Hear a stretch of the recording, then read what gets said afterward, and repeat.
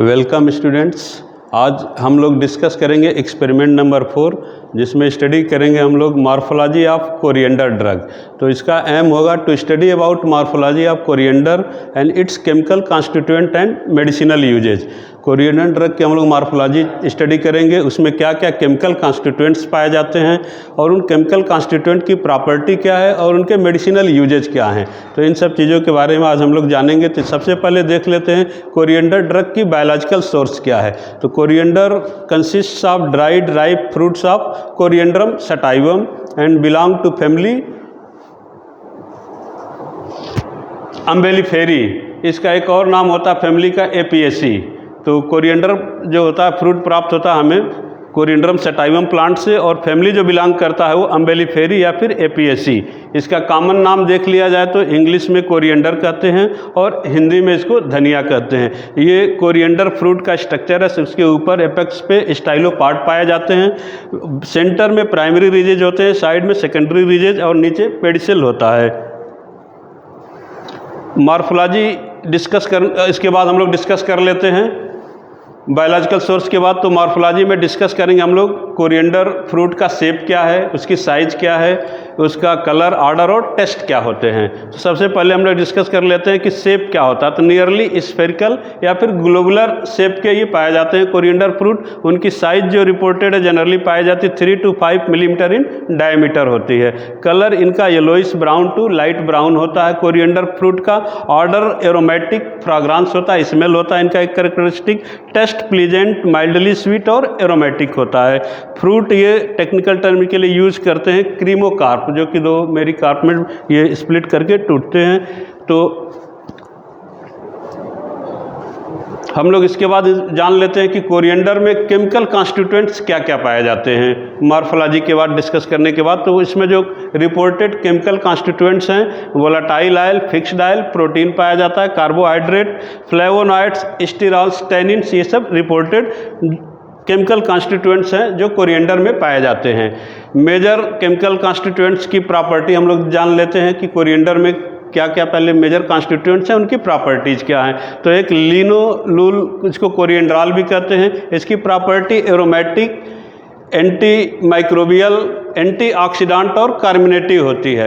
Aromatic मतलब aroma, इसमें अपना एक कैरेक्टरिस्टिक सुगंध होता है। एंटी माइक्रोबियल, माइक्रोब्स के अगेंस्ट में ये काम करते हैं, जैसे कि एंटी बैक्टीरियल हो सकते हैं, एंटी फंगल हो सकते हैं, एंटी वायरल हो सकते हैं, इनका एक्टिविटी रिपोर्टेड है। एंटीऑक्सीडेंट इनकी प्रॉपर्टी होती है लिनोलूल कोरिएंड्रॉल की। एंटीऑक्सीडेंट बॉडी में बहुत सारे मेटाबॉलिक रिएक्शंस जो होते रहते हैं, उसमें ऑक्सीडेशन रिएक्शन होते रहते हैं, जिसमें फ्री रेडिकल्स बनते हैं। उन फ्री रेडिकल से बॉडी के सेल्स, टिश्यूज डैमेज होते हैं, उस फ्री रेडिकल से डैमेज को ये बचाते हैं। इस तरह से एंटीऑक्सीडेंट का काम करते हैं। कार्मिनेटिव प्रॉपर्टी होती है लिनोलूल कोरिएंड्रॉल की। कार्मिनेटिव मीन्स जीआईटी या स्टमक में जो भी बैड एयर्स बनने लगते हैं, जिससे कि पेट फूलने लगता है, उसको उस बैड एयर्स को एक्सपेल आउट को ये फैसिलिटेट करते हैं, बाहर निकालने में मदद करते हैं, या फिर उनके फार्मेशन को ये चेक करते थे, रिड्यूस कर देते हैं। तो ये कार्मिनेटिव एक्टिविटी भी रखते हैं। एक नेक्स्ट जो मेजर कॉन्स्टिट्यूएंट इसमें पाया जाता है जेरेनियल। जेरेनियल की जो प्रॉपर्टी है एंटी माइक्रोबियल प्रॉपर्टी होती है, ये भी एंटी बैक्टीरियल, एंटी फंगल,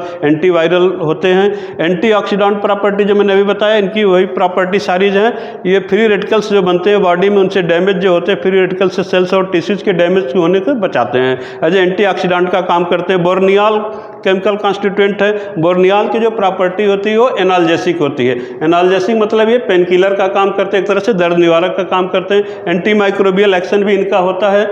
इसके बाद हम जान लेते हैं कि कोरिएंडर जो ड्रग हमारा है, उसके फार्माकोलॉजिकल प्रॉपर्टीज क्या क्या है। तो ये कार्मिनेटिव एक्शन देता है, जैसे ने बताया। स्टमैकिक होते हैं ये। स्टमैकिक मतलब होता है भूख को बढ़ाने वाला, एपेटाइजर का काम करते हैं ये। डाइजेस्टिव का काम करते हैं, डाइजेशन को इम्प्रूव करते हैं। एंटीऑक्सीडेंट हमने डिस्कस कर लिया, जान लिया क्या होता है एंटीऑक्सीडेंट। इनका फार्माकोलॉजिकल प्रॉपर्टी होती है। एंटी माइक्रोबियल प्रॉपर्टी होती है। एंटी इन्फ्लामेटरी होती है, बॉडी में कुछ स्वेलिंग जलन होते रहते हैं, उनको ये रिड्यूस करने का काम करते हैं। इस तरह से हम लोगों ने डिस्कस कर लिया इसके मेडिकल फार्मेकोलॉजिकल एक्शंस को। अब जान लेते हैं हम लोग कोरिएंडर का मेडिसिनल यूज क्या क्या है। तो कोरिएंडर का मेडिसिनल यूज जो है कि डाइजेस्टिव डिसऑर्डर में देख लिया जाए क्या क्या करते हैं इनका। तो इनका रोल डाइजेस्टिव डिसऑर्डर हो जाता है तो उसमें जैसे इंडाइजेशन का मतलब होता है अपच, इसको एक टेक्निकल टर्म यूज करते हैं इंडाइजेशन के लिए डिस्पेप्सिया।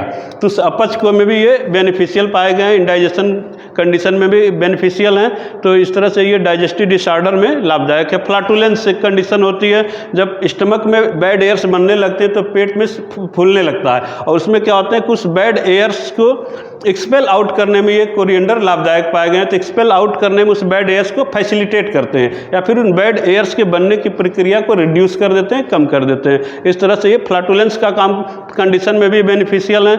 इनका गैस्ट्रो इंटेस्टाइनल डिसऑर्डर में यूजेज है मेडिसिनल, जैसे माइल्ड स्टमक क्रैम्प जो होते हैं उसमें ये लाभदायक हैं।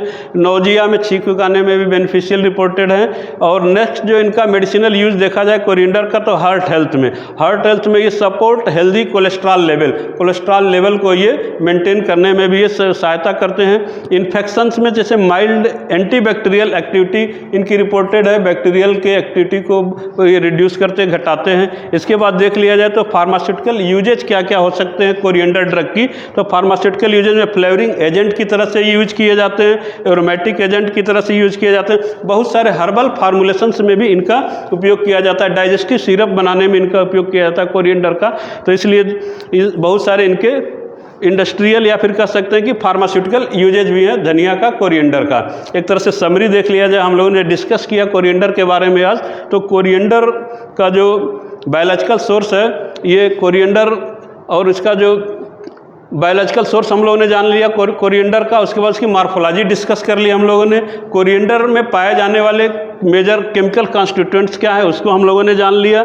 उसके बाद हम लोगों ने उसके फार्मास्यूटिकल यूजेज को जान लिया, कोरिएंडर में क्या क्या पाए जाते हैं। तो सबसे पहले बायोलॉजिकल को कोरिएंडरम सटाइवम प्लांट से पाया जाता है, और इसकी जो फैमिली बिलोंग करती है कई जगह अलग अलग रिपोर्टेड है, कुछ बुक्स में एपिएसी, कुछ बुक्स में अम्बेलिफेरी, इसलिए कन्फ्यूजन ना रहे तो हमने ये दोनों नाम फैमिली का बता दिया। एपिएसी फैमिली बिलोंग करती है और अम्बेलिफेरी भी इसको कहीं कहीं रिपोर्टेड है। तो this is all about coriander drug. Thank you.